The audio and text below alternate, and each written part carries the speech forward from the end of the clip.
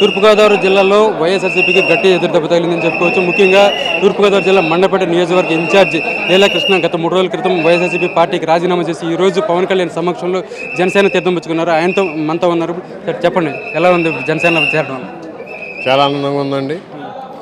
ఎందుకంటే ఈరోజు పెద్ద ఎత్తున గత 3 రోజుల నుంచి కూడా నాకు ఉదయం 5 గంటల నుంచి రాత్రి 10 గంటల వరకు కూడా మా ఇంటిదే అందరికీ అభినందనలు, మీరు మంచి నిర్ణయం తీసుకున్నారు అని చెప్పి ఎందుకంటే మా నియోజకవర్గంలో సమస్యలు అటువంటి ఆ సమస్యలకి ఒక వెనుదన్నుగా నిలబడే నాయకుడు, పారిపోని నాయకుడు కావాలని చెప్పి ప్రజలు కోరుకుంటూ ఉన్నారు. ఆ వ్యక్తి పవన్ కళ్యాణ్ గారు మాత్రమే అని చెప్పి మా నియోజకవర్గ ప్రజలందరూ నమ్ముతూ ఉన్నారు.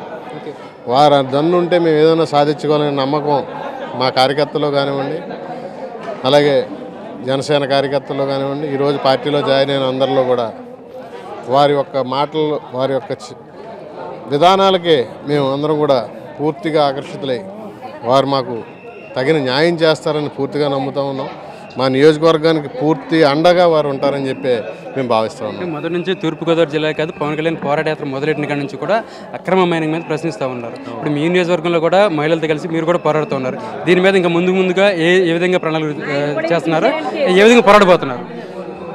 ఈరోజు మేము ఒకటే అండి, మా నియోజకవర్గంలో ఒక ధాన్యం దోపిడీ విషయంలో కానివ్వండి, మట్టి దోపిడీ విషయంలో కానివ్వండి, ఇసుక దోపిడీ విషయంలో కానివ్వండి, ఆశీల పేరు చెప్పి డబ్బులు వసూలు చేసుకునే విషయంలో, ఏ ఒక్క విషయంలో ప్రతి విషయంలో కూడా దోపిడీని అరికట్టడం కోసం వారి అండదండలతో నిత్యం మేము ఇప్పుడు ఏదైతే మా మీద కానీ నాతో ఫాలోయర్స్ మీద కానీ తెలుగుదేశం ప్రభుత్వం దాదాపు 106 కేసులు బనాయించడం జరిగింది.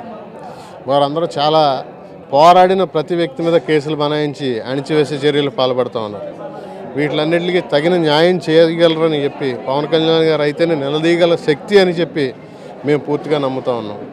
దానికి అనుగుణంగానే మేము భవిష్యత్తులో వారి అండదండలతో ఒక నియోజకవర్గాన్ని ప్రతి కష్టానికి కూడా, ప్రతి కార్యకర్తకి ఎవరికైనా సరే ప్రతి కష్టానికి కూడా వారి అండదండలతో ప్రతి ఒక్క మనిషికి మేము అండగా ఉంటాం. నియోజకవర్గంలో అండగా ఉండి మా పోరాటాన్ని ముందుకు తీసుకుపోతామని చెప్పి తెలియజేస్తాం. ఇంకా మహిళలు కూడా గట్టి భరోసా ఇచ్చారు ఈరోజు పవన్ కళ్యాణ్.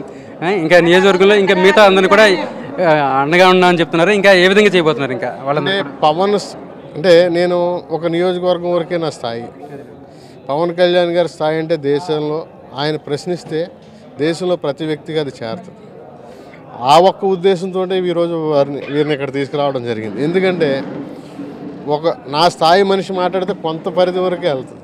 పవన్ కళ్యాణ్ గారు లాంటి వ్యక్తి మాట్లాడితే ఈ 2 రాష్ట్రాల్లో ఈ అన్ని దేశాలు కూడా చూస్తాం. అన్ని రాష్ట్రంలో కాదు, ఎక్కడైతే ప్రతి వ్యక్తి కూడా ఈ యొక్క అన్యాయాన్ని పెద్ద స్థాయికి, దేశ స్థాయికి కానీ ఇంకా పెద్ద ఎంతవరకు తీసుకెళ్లాలో అంతవరకు ఆయన ప్రశ్నించడం ద్వారా వెళ్తుంది. అది ఈరోజు మేము చేసుకున్న అదృష్టం. ఎందుకంటే మా మహిళలపై జరిగిన అన్యాయానికి మాకు ఈరోజు వరకు అండగా నిలబడే నాయకుడే లేడు. అటువంటిది ఈవేళ మాకు నాయకుడు దొరికాడు. ఆయన పూర్తి భరోసా, ఒకటే భరోసా చెప్పారు ఆయన, మీ నియోజకవర్గంలో జరిగిన ప్రతి ఒక్క అన్యాయానికి నేను అండగా ఉంటాను, మీరే చూశారు, ఈరోజు గుండెల్లో పెట్టుకుని మిమ్మల్ని కాపాడుతానని చెప్పడం మా అందరికీ చాలా ఆనందకరం. ఎందుకంటే మాకు మొదటి క్షణాలు బహుశా ఉండకపోవచ్చు. Thank you sir. Pavan Kalyan తమపై బనాయించినటువంటి అక్రమ కేసులు ధీటుగా ఎదుర్కొన్నామని చెప్పి చెప్తున్నారు.